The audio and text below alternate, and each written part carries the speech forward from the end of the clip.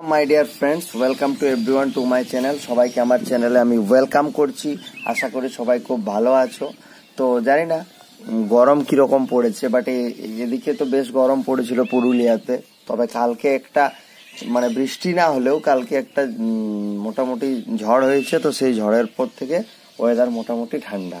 ঠিক আছে, বৃষ্টি হয়নি বাট হাওয়া দিচ্ছিল খুব, তো ওই হাওয়ার জন্য আজকে ওয়েদারটা মোটামুটি ঠিকঠাক আছে। ওকে, তো চলো আজকে আমরা এরর স্পট করব, বাট ওয়েদারটা যেহেতু খুব ভালো আছে তাই মনও খুব ভালো চাঙ্গা, সুতরাং আজকে আমরা খুব ভালো করে এগুলো আলোচনা করতে পারবো। দেখো প্রথম প্রশ্নে বলেছে I asked two persons the way to the station but none of them knew it. I asked two persons, আমি দুজন মানুষকে জিজ্ঞেস করলাম the way to the station যাবার রাস্তাটা কোন দিকে, but none of them knew it, তাদের মধ্যে কেউ জানে না। আজব ব্যাপার। তো দেখো কালকে আগের সেশনে যখন গতকাল আমরা আলোচনা করছিলাম আইদার অর নাইদার নন নিয়ে, তখন আমি একটা কথা বলেছিলাম আই আস্কড টু পারসন, দুজন ব্যক্তিকে জিজ্ঞেস করা হয়েছে। তাহলে দুজন ব্যক্তিকে যখন জিজ্ঞেস করা হয় তখন এখানে নানের বদলে কি বসতো বলো না, নানের বদলে বসতো নাইদার। তাহলে একদম এটা গ্রামাটিক্যালি অ্যাপ্রোপ্রিয়েট হতো। I asked two persons the way to the station but neither of them knew it, তাদের মধ্যে কেউ জানে না যে স্টেশনের রাস্তাটা কোন দিকে। তাহলে এখানে এরার কোথায় আছে, এখানে এরার আছে হচ্ছে none of them knew it. এই নানের বদলে কি হতো, নানের বদলে হতো neither. Okay, next the sweets were shared between the four girls. এটাও আগের সেশনে ছিল আমাদের, আগের সেশনে এটা ছিল না, আগের সেশনে আমরা দুজন ব্যক্তির মধ্যে ব্যাপারটা বোঝার চেষ্টা করছিলাম। তাহলে দুজন ব্যক্তির মধ্যে ব্যাপারটা বুঝলে তখন আমার বিটুইন হচ্ছিল, এখানে সেটাকে উল্টো করে দিয়েছে, বাট আমাদের কনসেপ্ট তো জানা হয়ে গেল। The sweets were shared between four girls, চারজনের মধ্যে আমি এই মিষ্টিটা শেয়ার করে দেব। তাহলে চারজনের মধ্যে যখন শেয়ার করব তখন এই ব্যাপারটার বিটুইন হবে না, তখন ব্যাপারটা কি হবে, তখন ব্যাপারটা হবে অ্যামাং হবে। ঠিক আছে, তাহলে বিটুইন মানে দুজনের মধ্যে ডিস্ট্রিবিউট হয়, দুজনের মধ্যে অবস্থান কেউ করে, বিটুইন হবে। দুজনের বেশি হয়ে গেলে ব্যাপারটা অ্যামাং হয়ে যাবে। তাহলে ভুলটা কোথায় রয়েছে, ভুলটা রয়েছে বিটুইনে। বোঝাতে পারছি? চলো 3 নাম্বার প্রশ্ন দেখো কি আছে। 3 নাম্বার প্রশ্ন বলছে I have seen her only once but I am liking her a lot. I have seen her, দেখো এখানে হ্যাভ আছে, V3 আছে, সুতরাং পারফেক্ট টেন্স, কোনো প্রবলেম নেই। অনলি ওয়ান্স, আমি তাকে একবার দেখেছি।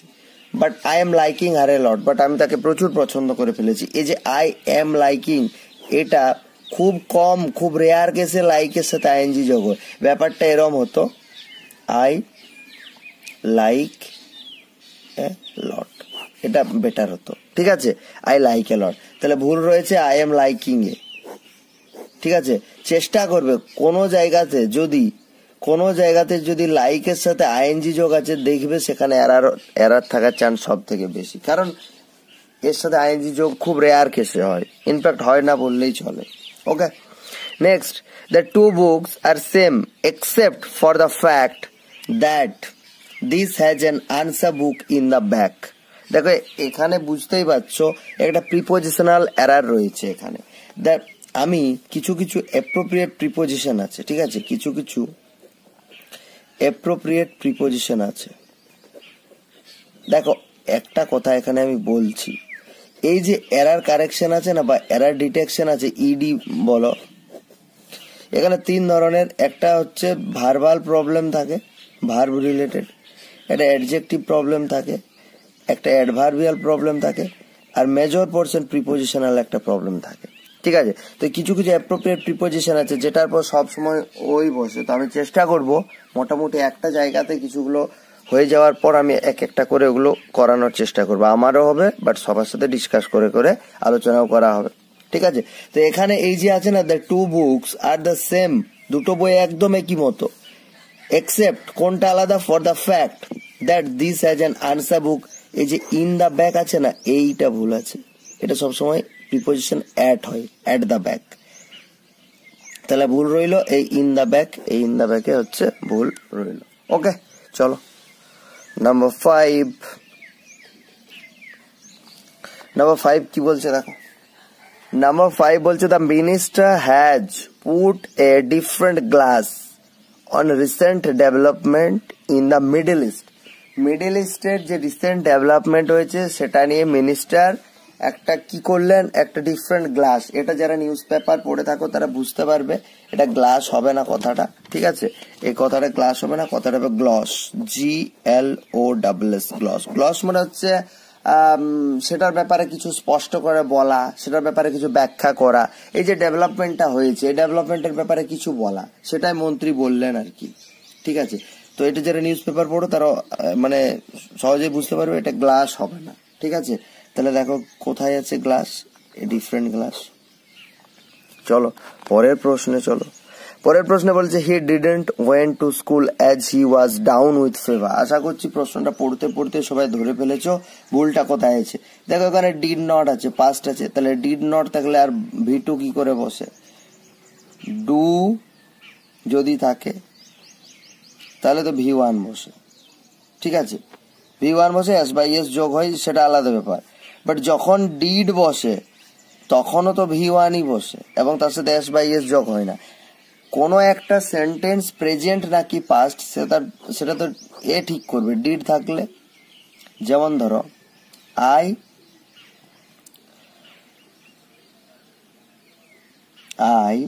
গো টু স্কুল, ঠিক আছে, আই গো টু স্কুল। এবার আমি কি বলবো, আমি স্কুলে কালকে যাইনি, তাহলে আমি কি বলবো, I did not go to school, ঠিক আছে। এটাতেই তো পাস্ট বোঝাচ্ছে যে ডিডটা থ্রু, আমি তো আর বলছি না I did not went to school বলে আমি বলছি কি, বলছি না তো, আমি জাস্ট বলছি I did not go to school, ব্যাস। তাহলে এখানে ভুল কোথায় রয়েছে, এখানে রয়েছে ডিড নটের পর আবার ওয়েন্ট দিয়েছি যে, তাহলে এই যে অপশন ডি তা ভুল হয়েছে, ঠিক আছে। তুমি কোনো একটা জিনিস পাস্ট কিনা সেটা এ তোমাকে ক্ল্যারিফাই করবে, যেখানে ডু ডিড থাকে। আর এমনি যদি থাকে ধরো হি ওয়েন্ট টু স্কুল, এখানে তো ডাইরেক্ট তোমার হি ওয়েন্ট টু স্কুল, এখানে ডাইরেক্ট তো তোমার V2 বসে যাচ্ছে, এখানে তো চিনতে তোমার সমস্যা হওয়ার কথা না।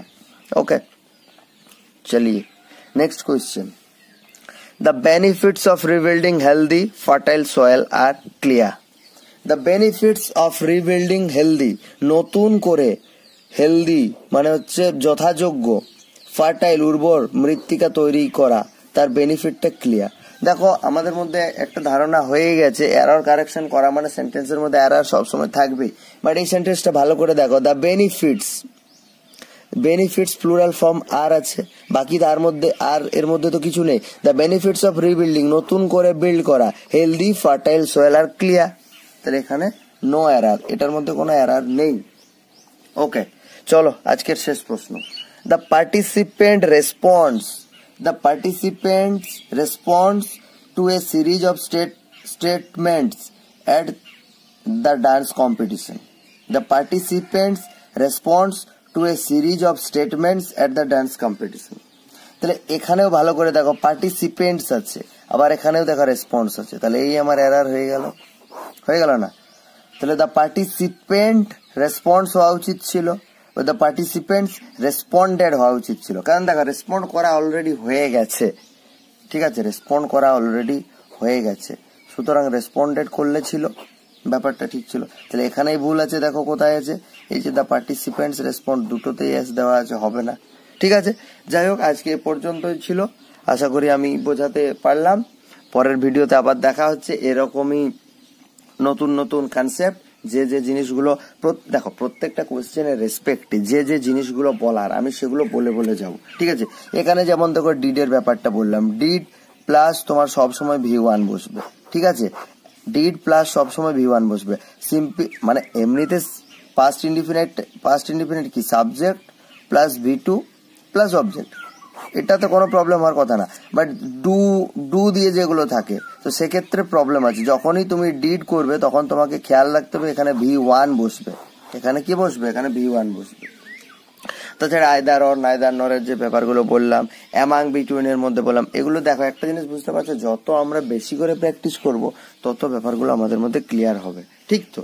তাহলে আজকে আমি এখানেই শেষ করছি, দেখা হচ্ছে আবার পরের ভিডিওতে, সঙ্গে থাকুন, সবাই সুস্থ থাকুন, আর ভিডিও ভালো লাগলে চ্যানেলটা সাবস্ক্রাইব করুন এবং ভিডিওগুলো শেয়ার করে দাও। Thank you, have a good day.